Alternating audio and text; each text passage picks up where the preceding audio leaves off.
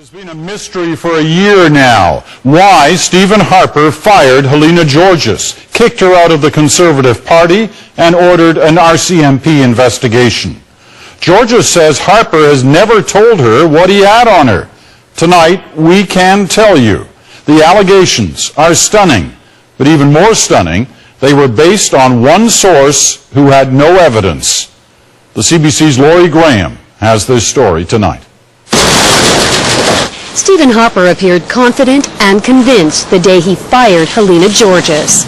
Last night, my office became aware of serious allegations regarding the conduct of the Honorable Helena Guergis. That was a year ago, and to this day, the Prime Minister has never explained what those allegations were.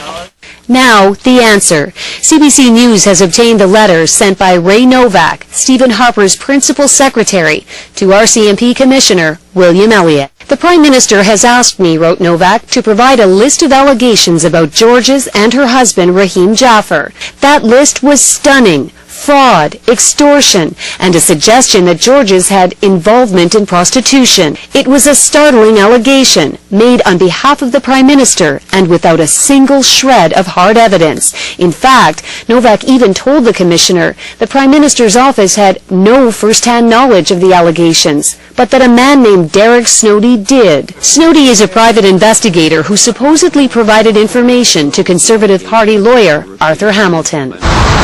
Hamilton later met with two RCMP investigators on the 5th floor of this building. CBC News has obtained a transcript of that interview. Much of it has been redacted, but what is there is filled with astounding allegations about Jaffer and Guergis. Partying with hookers, doing cocaine, and then he singled out Guergis with this incriminating claim that there was apparently video of the former Minister of State for the Status of Women snorting cocaine off the breast of a prostitute.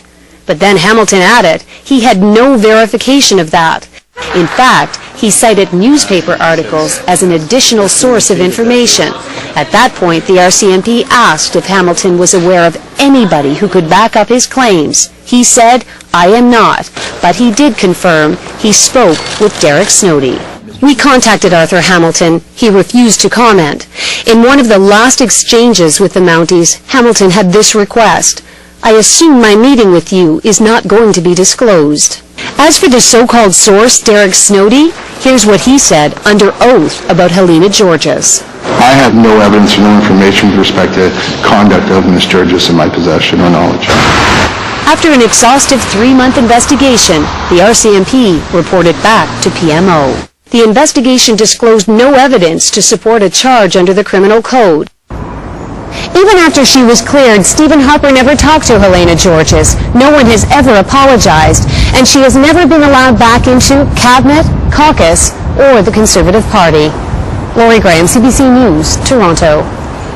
So, where are all those people today who are mentioned in Laurie's story? Helena Guergis is running for re-election as an independent Conservative in the Ontario riding of Simcoe Grey. Her husband, Rahim Jaffer, is a stay-at-home dad to their infant son. Arthur Hamilton is still a Conservative Party lawyer. And then Derek Snowdy. He's still working as a private investigator. And Ray Novak remains Stephen Harper's right-hand man as his principal secretary. The documents that form the basis of Laurie's report tonight were obtained through access to information by Helena Guergis.